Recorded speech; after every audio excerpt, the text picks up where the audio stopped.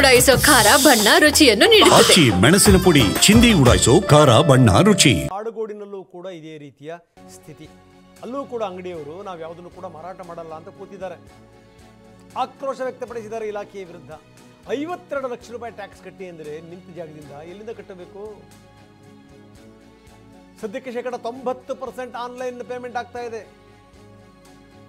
10 ಜನ ಮಾತ್ರ ಹಣ ಕೊಡ್ತಾರೆ. ಹಿಂಗಿರುವಾಗ ನೀವು ದುಡ್ಡು ಕಟ್ಟಿ ಅಂದ್ಬಿಟ್ಟು ಏನು ಮಾಡಬೇಕು?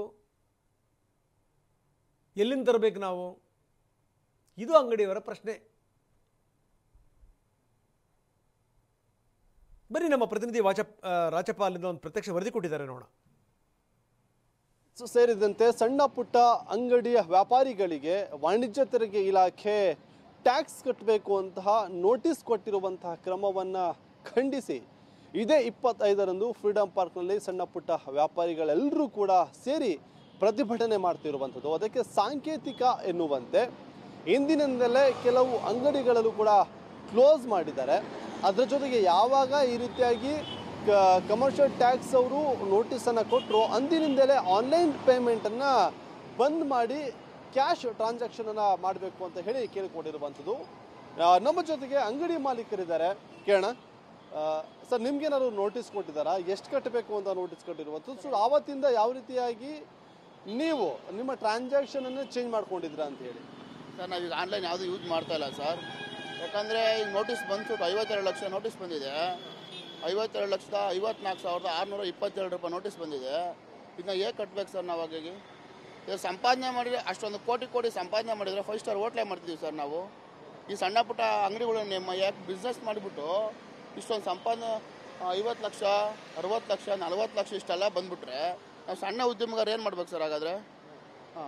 ಇದ್ರ ಬಗ್ಗೆ ಸರ್ಕಾರನೇ ಕ್ರಮ ತಗೊಳ್ಬೇಕು. ನೀವು ನೋಟಿಸ್ ಕೊಟ್ಟಿರುವಂಥ ಕ್ರಮನ ಪ್ರಶ್ನೆ ಮಾಡಿದ್ರ? ಯಾವ ಬೇಸಿಸ್ ಮೇಲೆ ಇಷ್ಟು ದುಡ್ಡು ಕಟ್ಟಬೇಕಂತ ಹೇಳಿದ್ದಾರೆ?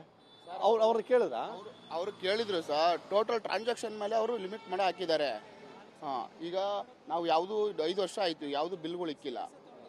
ಇವರು 2017 ಜಾರಿ ಮಾಡವ್ರೆ ಸರ್. 17 ಜಾರಿ ಮಾಡಿದವರು ಸಡನ್ನಾಗಿ ಏಕೆ ಈ ಥರ ನೋಟಿಸ್ ಕಳಿಸಿದ್ರೆ ನಾವೇನು ಮಾಡೋಕ್ಕಾಗುತ್ತೆ? 2017 ಕ್ರಮ ತಗೋಬೋದಿತ್ತಲ್ಲ ಇವರು. ಅಂತ ಸಡನ್ನಾಗಿ ಯಾಕೆ ಕಳಿಸ್ಬೋದು ನೋಟಿಸ್? ಇವರು ಈ ನೋಟಿಸ್ ಕಳಿಸೋ ಅವಶ್ಯಕತೆ ಏನಾದರೂ ಇದೆ ಸರ್ ಈಗ? ಇನ್ನು ಇದಕ್ಕೆ ಸಂಬಂಧಪಟ್ಟಂಗೆ CM ಮೀಟಿಂಗ್ ಮಾಡ್ತಾರೆ ಮಧ್ಯಾಹ್ನ 3 ಗಂಟೆಗೆ ಕಾವೇರಿ ನಿವಾಸದಲ್ಲಿ. ಅದಕ್ಕೂ ಕೂಡ ಅಪಸ್ವರಗಳು ಕೇಳಿ ಬಂದಿವೆ. ನೀವು ಯಾರ್ಯಾರನ್ನೋ ಕೂರಿಸ್ಕೊಂಡು ಮೀಟಿಂಗ್ ಮಾಡ್ತೀರಿ ಅಂತ ಕೆಲವರು ಅಪಸ್ವರ ಎತ್ತಿದ್ದಾರೆ. ಮಧ್ಯಾಹ್ನ 3 ಗಂಟೆಗೆ CM ನಿವಾಸದಲ್ಲಿ ಸಭೆ. ಸಣ್ಣ ವ್ಯಾಪಾರಿಗಳಿಗೆ ಯಾವ ರೀತಿ ಅನ್ಯಾಯ ಆಗ್ತಾ ಇದೆ, ಇದಕ್ಕೇನಾದರೂ ಮಾರ್ಗೋಪಾಯಗಳನ್ನು ಕಂಡುಹಿಡ್ಕೋಬೇಕಲ್ಲ, ಅದಕ್ಕೋಸ್ಕರ CM ಮೀಟಿಂಗ್ ಮಾಡ್ತಾರೆ. ಸಂಘ ಸಂಸ್ಥೆಗಳಿಗೆ ಆಹ್ವಾನ ಕೊಡಲಾಗಿದೆ, ಅಧಿಕಾರಿಗಳಿಗೂ ಕೂಡ ಆಹ್ವಾನ ಕೊಡಲಾಗಿದೆ. ಇವತ್ತು ಸಿದ್ದರಾಮಯ್ಯನವರ ಮೀಟಿಂಗ್, ವೆರಿ ಇಂಪಾರ್ಟೆಂಟ್ ಮೀಟಿಂಗ್ ಇದಕ್ಕೆ ಸಂಬಂಧಪಟ್ಟಂಗೆ. ಯಾಕಂದರೆ 3 ದಿವಸ ಪ್ರತಿಭಟನೆ, ಅದಾದಮೇಲೆ ನಾವು ದೊಡ್ಡ ಮಟ್ಟದಲ್ಲಿ ಪ್ರತಿಭಟನೆ ಮಾಡ್ತೀವಿ, ಬಂದ್ ಮಾಡ್ತೀವಿ ಅಂತ ಕೂತ್ಕೊಂಡಿದ್ದಾರೆ ವರ್ತಕರುಗಳು.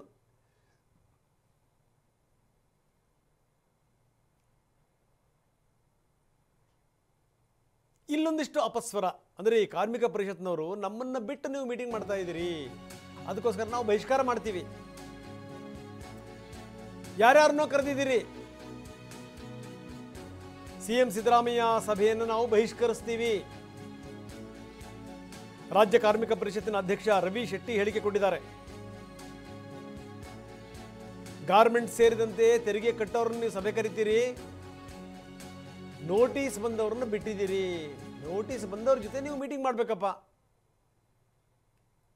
ನೀವು ಗಿರ್ಮೆಂಟು ಅಂತ ಕರೆದು ಬಿಟ್ರೆ ಹಾಗಾಗಿ ನಾವು ಇದನ್ನು ಬಹಿಷ್ಕರಿಸ್ತೀವಿ ಅಂತ. ಬನ್ನಿ, ರವಿ ಶೆಟ್ಟಿ ಮಾತಾಡಿದ್ದಾರೆ, ಏನು ಹೇಳ್ತಾರೆ ನೋಡೋಣ. ಸಭೆಗೆ ನಾವು ಹೋಗ್ತಾ ಇಲ್ಲ, ಸಭೆಯನ್ನು ಬಹಿಷ್ಕಾರ ಮಾಡ್ತಾ ಇದ್ದೀವಿ. ಯಾಕೆ ಅಂತ ಹೇಳಿದರೆ ಸಣ್ಣ ಪುಟ್ಟ ಉದ್ದಿಮೆದಾರರನ್ನ ನಮ್ಮನ್ನೆಲ್ಲ ಕರೀರಿ ಸಭೆಗೆ ಅಂತ ಹೇಳಿದರೆ ಟ್ಯಾಕ್ಸ್ ಕಟ್ಟಬೇಕಾದಂಥವ್ರು ಎಲ್ಲರನ್ನೂ ಒಂದು ಕರೆಯುವಂಥ ಕೆಲಸ ಮಾಡಿದ್ದಾರೆ. ನಾವು ನಮ್ಮನ್ನು ವಿಶೇಷವಾಗಿ ಸಪ್ರೇಟಾಗಿ ಕರಿಬೇಕಂತ ನಾವು ಕೇಳ್ಕೊಂಡಿದ್ವಿ. ಯಾಕಂದರೆ ನಮ್ಮಲ್ಲಿ ಮುಖ್ಯಮಂತ್ರಿಗಳಲ್ಲಿ ಮಾತನಾಡುವಂಥ ವಿಷಯಗಳು ಸಾಕಷ್ಟಿದೆ ನಮ್ಮಲ್ಲಿ. ಯಾಕಂದರೆ ಅಲ್ಲಿ ಟ್ಯಾಕ್ಸ್ ಪೇಯರು ಮತ್ತು ಇವರು ಅವ್ರನ್ನ ಕ್ಲಬ್ ಮಾಡುವಂಥ ಕೆಲಸ ಆಗ್ತಾ ಇದೆ. ಅದಕ್ಕೆ ನಾವು ಯಾವುದೇ ಕಾರಣಕ್ಕೂ ಹೋಗ್ತಾ ಇಲ್ಲ. ನಾವು ವಿಶೇಷವಾಗಿ ಅವರಿಗೆ ಒಂದು 15 ದಿನದ ಮೊದಲೇ ಮುಖ್ಯಮಂತ್ರಿಗಳು ಈ ಸಭೆಯನ್ನು ಕರಿಬೇಕು, ನಾವು ಪ್ರತಿಭಟನೆ ಕರೆದಿದ್ದು ನಾವು. ಇವ್ರು ಏನು ಮಾಡ್ತಾ ಇದ್ದಾರೆ ಅಂತ ಹೇಳಿದರೆ ನಮ್ಮನ್ನೇ ಬೇಕಾಬಿಟ್ಟಿಯಲ್ಲಿ ಕರೆಯುವಂಥ ಕೆಲಸವನ್ನು ಮಾಡಿದ್ದಾರೆ. ಅದಕ್ಕೆ ನಾವು ಸಭೆಯನ್ನು ಬಹಿಷ್ಕಾರ ಮಾಡ್ತಾ ಇದ್ದೀವಿ. ಸಭೆಗೆ ನಾವು ಹೋಗ್ತಾ ಇಲ್ಲ.